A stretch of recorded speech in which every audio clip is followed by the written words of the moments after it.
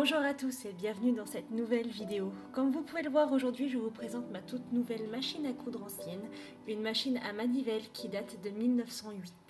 Je l'ai achetée il y a un petit moment maintenant et je n'ai pas résisté à l'envie de la tester immédiatement. Mais ça sera dans le prochain vlog.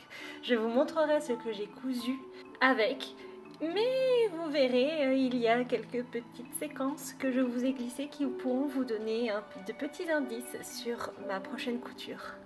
Lors de mes recherches, il était primordial pour moi que j'ai la clé. Et comme vous pouvez le voir, je l'ai.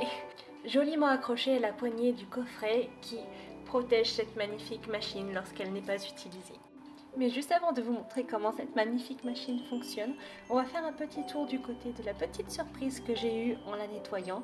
Et en ouvrant le petit coffret de rangement juste à côté, elle était remplie de pieds presseurs d'époque.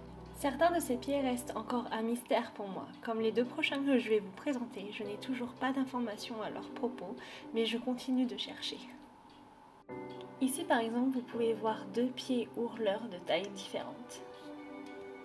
Et puis un autre pied qui reste un mystère pour moi. Et puis deux autres pieds ourleurs. Celui-ci est plutôt gros, je pense l'utiliser surtout pour les bas des robes et des jupes.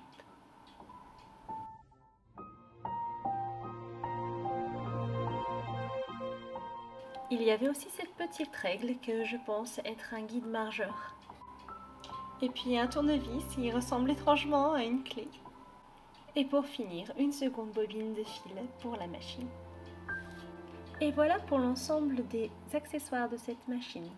Je ne sais pas si je vais tous les utiliser, mais je vais les garder bien précieusement et faire des recherches sur ceux que je ne connais pas. Bon, et maintenant passons à la machine. Ici, je vous montre comment elle s'enfile. Elle s'enfile à peu près exactement comme les machines modernes, à l'exception qu'il n'y a pas de marche à suivre de noter. Oh, et bien sûr, il faut enclencher la manivelle avant de pouvoir coudre.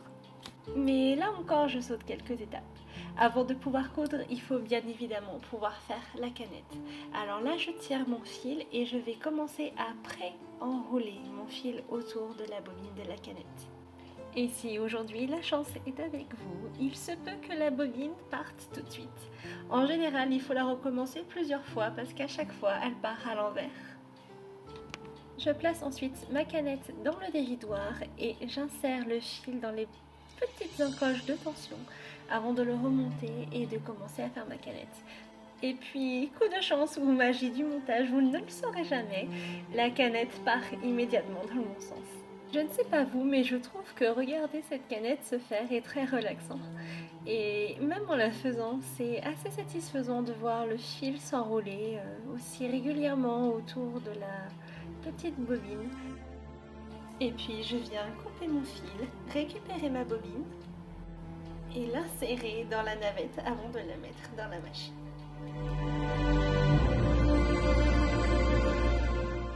Je viens ensuite placer mon fil dans le bloc de tension, je le passe ensuite dans la petite encoche sur le côté, mais je ne vous ai pas filmé cette étape. Je n'y ai pas pensé lorsque je filmais, je suis désolée. Je viens ensuite placer mon fil dans mon guide-fil et puis je vais enfiler mon aiguille. Donc ces machines s'enfilent de gauche à droite et non pas comme les modernes, d'avant en arrière. Puis je viens récupérer mon fil dans ma navette et puis je le remonte comme une machine moderne. Et puis l'étape importante à ne pas oublier, passer le fil sous le pied presseur et puis surtout refermer l'ouverture de la navette. Et puis maintenant il est temps de coudre et au passage mon chat est venu vous faire un petit coucou, on ne voit juste ses pattes. Je vais vous laisser un court instant avec une petite séance d'ASMR pour que vous puissiez entendre le bruit de cette machine.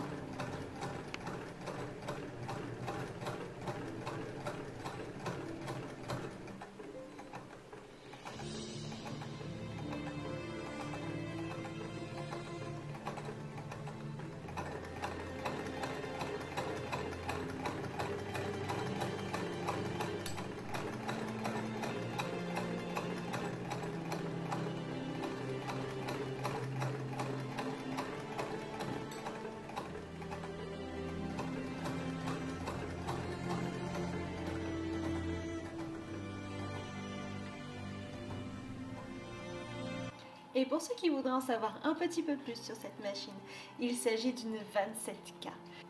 Je l'ai trouvée sur eBay et dès que je l'ai vue, ça a été le coup de foudre.